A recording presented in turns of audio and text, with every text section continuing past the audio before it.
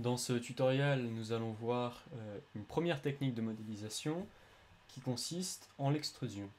Donc nous allons créer un cube que l'on va sortir, donc on va lui donner du volume, et on va rentrer en mode face, et on va sélectionner une face au hasard, quitter le mode d'édition Soft Select que l'on a vu dans la vidéo précédente en appuyant sur la touche B, et on va venir faire une extrusion. Donc une extrusion, ça se trouve à cet endroit-là, donc extrude de Select Component. Donc on clique dessus et on a des modificateurs qui apparaissent. Alors, je peux utiliser les axes pour sortir ma face. Vous voyez qu'à partir d'une face, on en a créé une autre et que ça m'a complété donc l'ensemble de mon cube et ça m'a recréé donc des faces. Je peux refaire par exemple une extrusion à cet endroit-là. Donc je vais réappuyer sur extrusion. Et je peux ressortir une autre face si je veux. Et de cette manière-là, on va pouvoir créer un tas d'objets. Par exemple ici, je peux créer une face, appuyer sur la touche E et faire une rotation. Et appuyer sur la touche Move pour faire une autre rotation. On peut par exemple sélectionner deux faces avec Shift, comme ceci, faire une extrusion, et aller par exemple dans le sens de la normale. Donc la normale, c'est tout simplement la perpendiculaire à la face. Donc imaginez que chacune des faces, elle est donc une ligne qui parte perpendiculairement à celle-ci. Donc là, on est allé dans la direction de la perpendiculaire. On pourrait créer aussi par exemple une extrusion à partir de deux faces, par exemple ici. Donc voilà, je vais me mettre en vue de top, par exemple, en appuyant sur la barre d'espace, comme on l'a vu, et en allant dans la fenêtre correspondante à la vue de top. Je peux aller faire une extrusion, et ensuite, si je veux, je peux aller avec mes vertex, en mode vertex, venir redéplacer mes formes afin de réarranger le résultat de mon extrusion. Par exemple, créer ce genre de forme.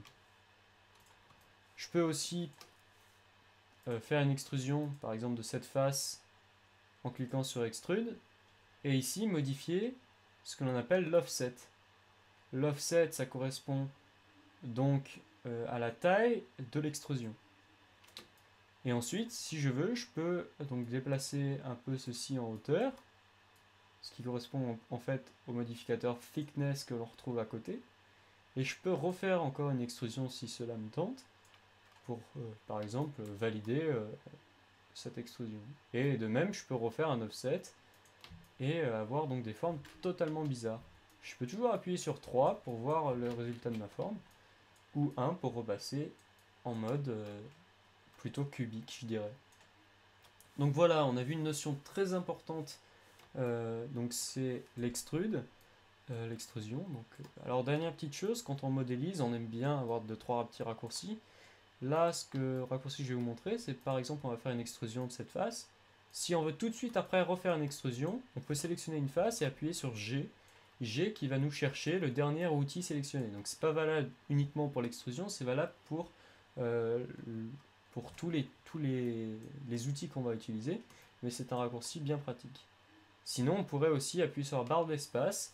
Vous voyez que là, on a donc tous les menus qui apparaissent de Maya. Donc si vous appuyez brièvement sur la barre d'espace, vous changez de vue. Alors que si vous appuyez et que vous restez sur la barre d'espace, vous avez donc différentes options qui apparaissent. Et nous, on peut aller sur Recent Command et on voit les différentes commandes récentes. Et on peut récupérer Extrude par exemple et ça nous refait une extrusion que l'on peut à nouveau modifier.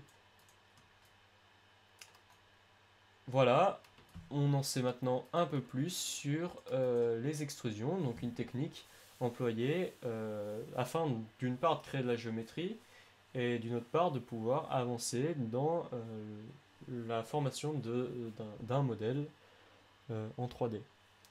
Donc c'est une technique qu'on emploie souvent lors de la réalisation par exemple de personnages, de véhicules, de tables, etc.